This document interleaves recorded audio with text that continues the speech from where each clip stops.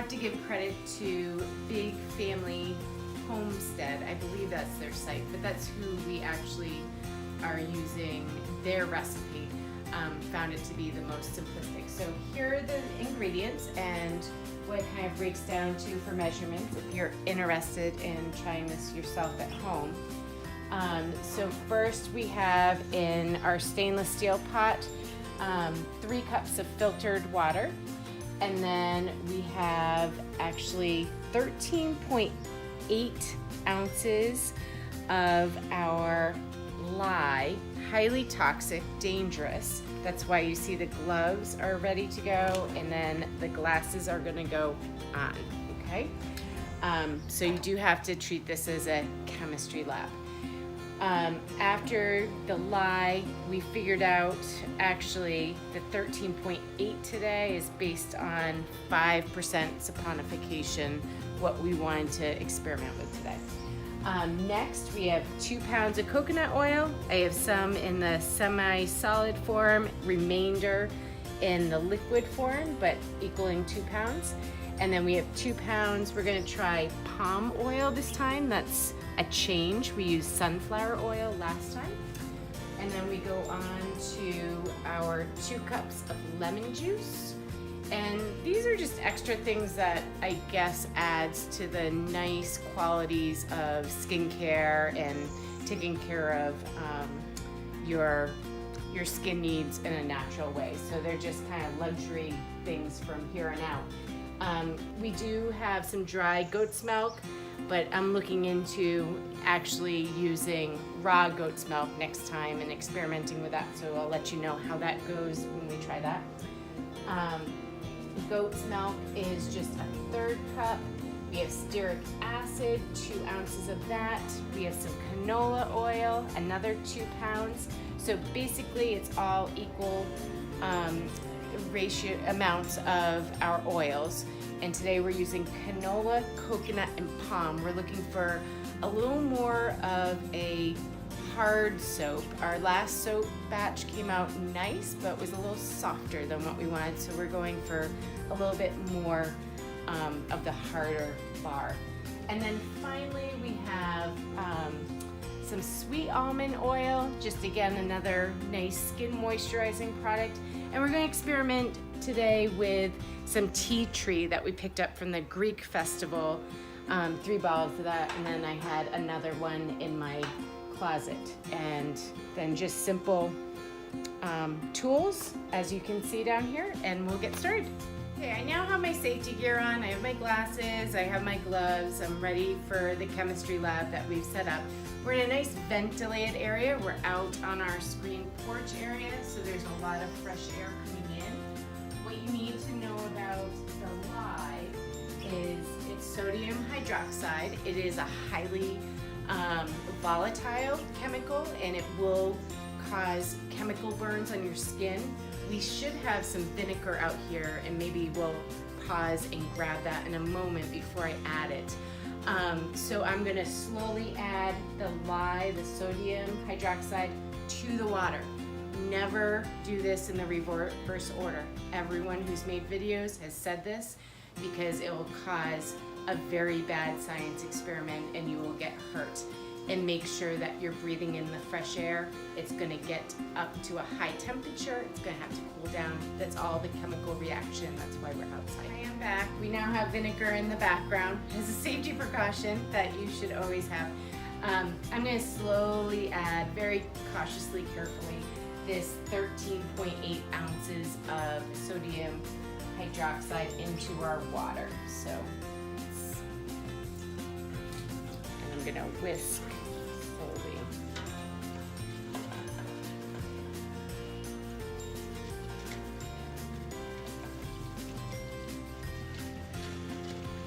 I don't smell any fumes yet, but I can almost guarantee that they will be coming pretty quickly here. What I've also seen on different videos, which have been very helpful and why I want to try the goat's milk soap in the raw, is if you freeze the goat's milk soap into an ice cube tray and you add that, actually you add the lye to the goat's milk ice cubes, it won't create as much heat. I can feel the heat now, and it's starting to vent. It's starting to definitely give off some fumes. So there's a nice breeze out. It's nice Florida day. I'm still adding carefully. We have newspaper covering. I'm not hovering over this pot, but I'm still mixing, trying not to breathe it. You do not want the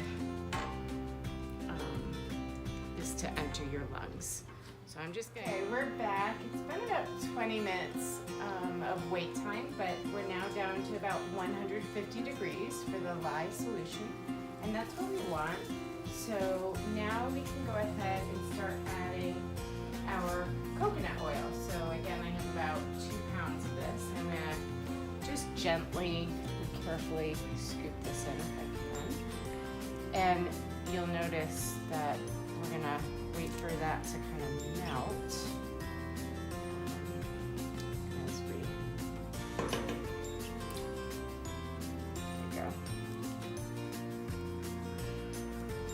So it's in solid form, but the solution is still so warm that it's gonna melt the coconut oil, and that will give me a cue as to when to add the other oils that we have. So I'm just gonna try to scrape this as best I can and get all that good stuff, because we all love the smell of coconut oil, right? Good stuff. And I also have the remaining oil in liquid form that I'm slowly adding to. Just stirring it gently in to our lye solution, and that's the first oil that's going in. It's pretty quickly melting. Our solution is pretty warm still. It's not going to take too long. I'll be ready for the next. I can start adding my other. Okay. So next for oil will be the palm oil. Last time we used sunflower oil, and I was doing some reading on different substitutes and such. It splashed a little bit, so I'm glad I'm still wearing my safety glasses. But again, we're trying to get a little harder of a soap consistency this time. So I read that palm oil actually should help with that, getting a harder soap end result. So I'm hoping we're just gonna finish. I scrape that out, and I'm gonna let this kind of dissolve in the warm mixture.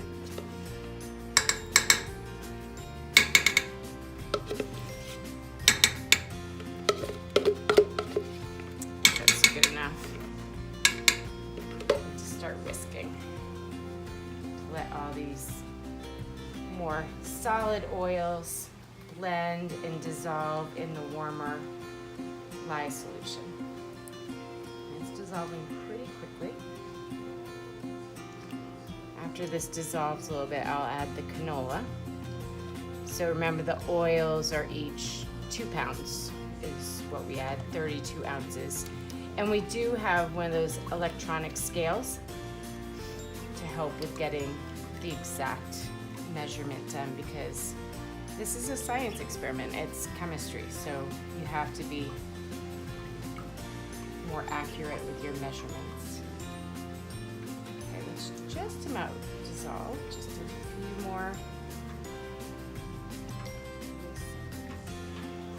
Okay, so the last of the coconut oil and palm oil has dissolved into this warm mixture.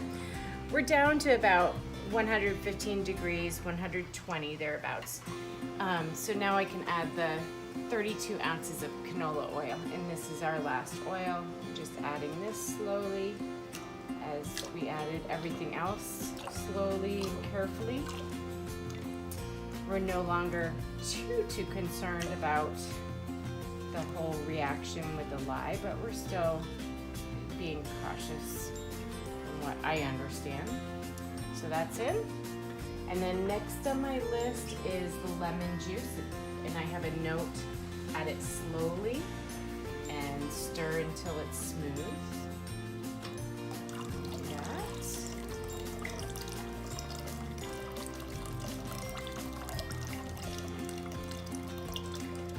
And that just smells really nice with the lemon and the coconut.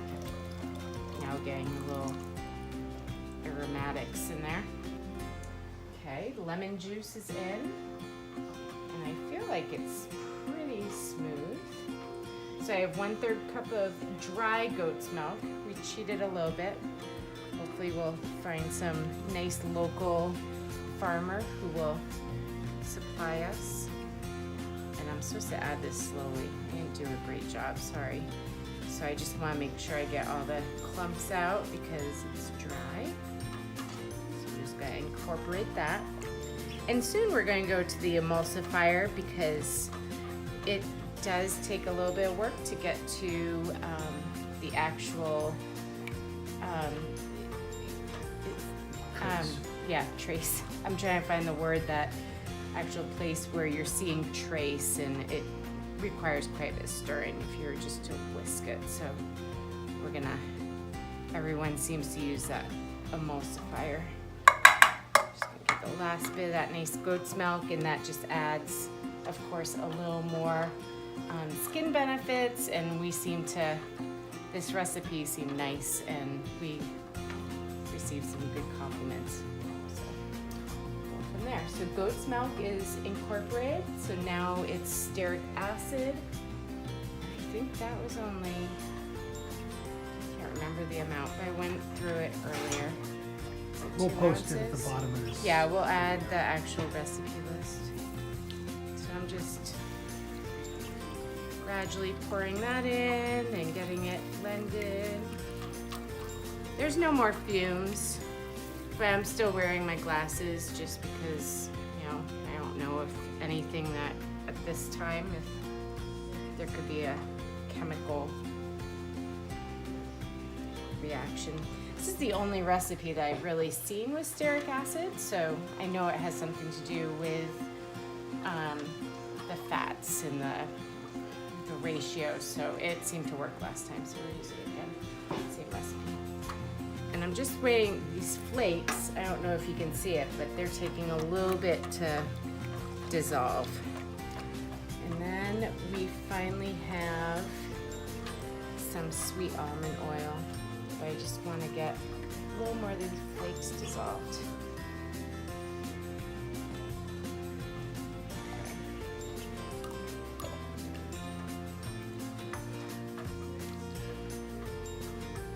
Lots of good stuff going into this recipe. I think that's why we chose it in the beginning. You can get overwhelmed looking at all the ingredients, but this one seems to have some nice ingredients. Okay.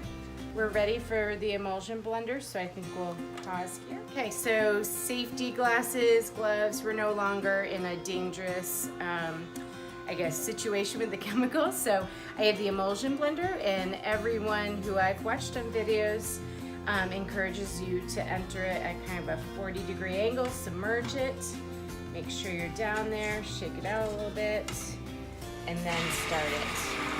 We're just gonna blend from there until we get what's called trace.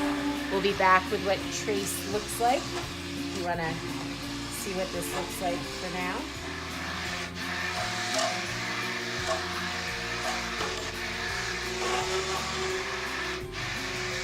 So how long have you been doing this? Maybe for 5 minutes. Not too long. I've already seen the change in the kind of texture. It looks a little creamier. It's starting to thicken.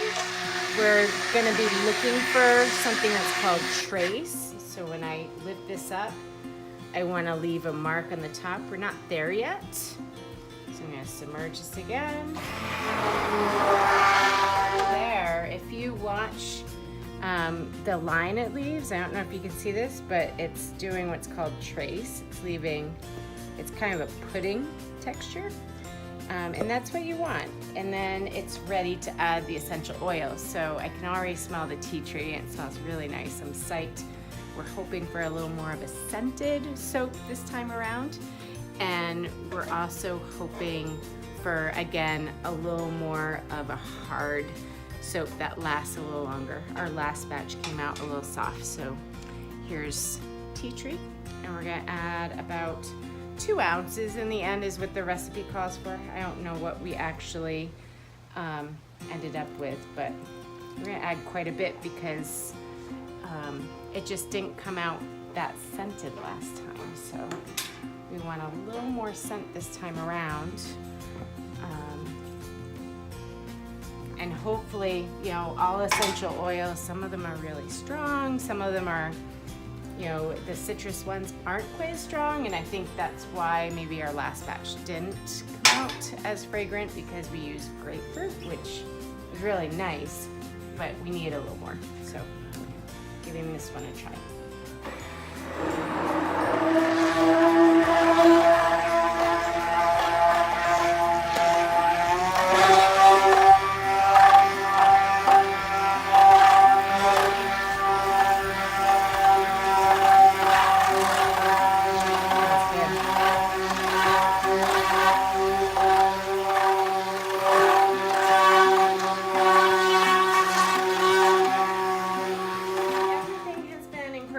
We have the consistency we want. Now it's time to pour the molds. We have our last experimentation, first time around, we didn't know. We used the traditional bread loaf pans, and we ended up having to cut them, and you can't reuse those. So we just actually picked this up at the store today. It's like a serving tray, but it seems like it's the right dimensions for the amount of soap we have, and we'll just cut it into the size blocks that we want once it's done with the hardening process. After about probably 4 to 6 weeks it's gonna take. And then these we ordered online. What company sold these? Maybe, I don't know, but you can get them online pretty easily. A lot of the oils, like the palm oil, I just went to Amazon because I couldn't find them at the local stores down here. So I'm going to start by ladling it in just to make sure I get the corners really good. And you can see it's already kind of very pudding-like. It's thick, but that's what we want. So I'm just going to make sure I get my corners nice and covered before I try to dump. I don't know how much of the recipe this is actually going to hold, because this is the first time we've used this, and actually the wax paper is not high enough, guys. It's okay. Okay. Yeah, parchment paper. Oh, parchment paper. I have an issue with that. So I'm just going to continue ladling, and we'll be back once we have it kind of filled in and see how much of this actually fits. And now it's ready for the towel to kind of help with the insulation of it. Wrapping it up, and we're gonna put it in a safe place to just let it set overnight. That's all I need to do. Thanks for watching.